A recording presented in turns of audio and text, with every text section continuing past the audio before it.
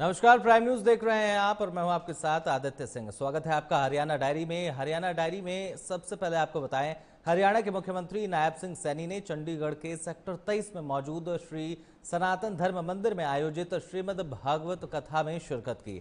इस धार्मिक आयोजन में मुख्यमंत्री ने श्रद्धा भाव से कथा सुनी और सनातन धर्म की महिमा का अनुभव किया।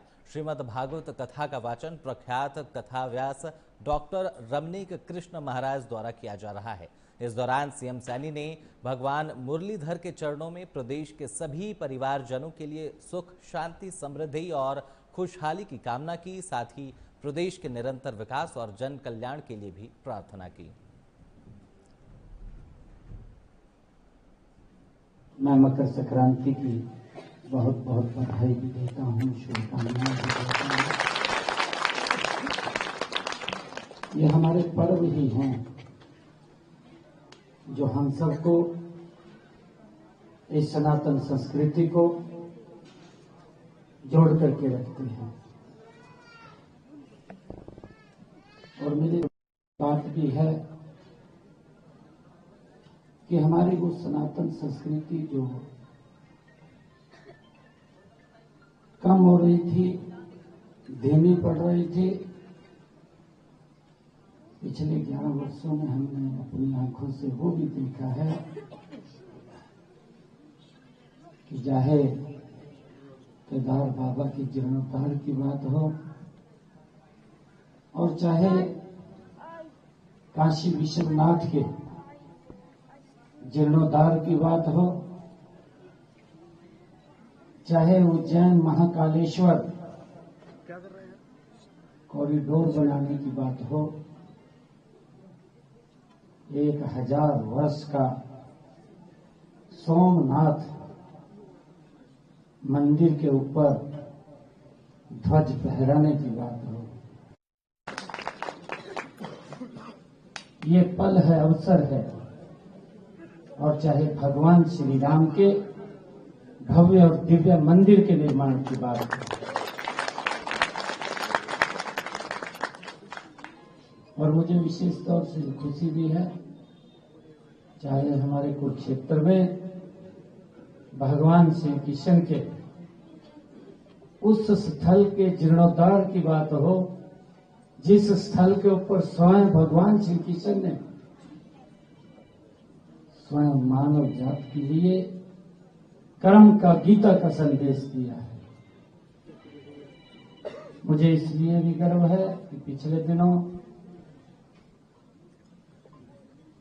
देश के यशस्वी प्रधानमंत्री आदरणीय मोदी जी स्वयं उस पवित्र स्थल का उन्होंने लोकार्पण भी किया। वो स्थल जहां महाभारत कालीन वो पवित्र स्थल बना है, अनुभव केंद्र बना है। और मैं ये अपील भी करूंगा कि आप जरूर वहां पर उसके दर्शन करके आए, उसको अवश्य देखें। आज मेरे लिए बड़े ये सौभाग्य का पल है कि हमारी वो सनातन संस्कृति गुरु गोविंद सिंह जी के, मैं आज मुक्तसर साहिब जहां पर माघ मेले का भव्य आयोजन होता है, गुरुग्राम में प्री बजट बैठक का आयोजन किया गया। बजट पूर्व परामर्श में हरियाणा के मुख्यमंत्री नायब सिंह सैनी ने शिरकत की। सीएम सैनी ने कहा कि ज्ञान की शक्ति और मातृशक्ति के तालमेल से समाज में सकारात्मक बदलाव लाया जा सकता है। उन्होंने शिक्षा को समाज की आत्मा बताते हुए कहा कि गुणवत्तापूर्ण शिक्षा से आने वाली पीढ़ियों के चरित्र और कौशल और आत्मविश्वास का निर्माण होगा। आपके बहुमूल्य सुझाव हमारे पास आए हैं और इस बार आपके सुझावों की जो गुणवत्ता है, व्यवहारिकता है और दूरदर्शिता है, वो पिछले वर्ष से और अच्छी होगी, बेहतर होगी, जिसका लाभ हमें मिलेगा। मैंने आप सभी के विचारों को ध्यानपूर्वक सुना भी है। जैसा मैंने कहा है कि हमारी पूरी टीम, जो हमारे मंत्रीगण हैं, हमारे अधिकारीगण हैं, वो सब आपकी एक एक बात को सुना भी है, उसको नोट भी किया है। मैं आपको विश्वास दिलाता हूं कि शिक्षा और महिलाओं से जुड़े विभिन्न क्षेत्रों के विकास के लिए बजट प्रावधानों में कोई कमी नहीं आने दी जाएगी। उसके लिए हम खुल करके इन बजट को देने का काम करेंगे।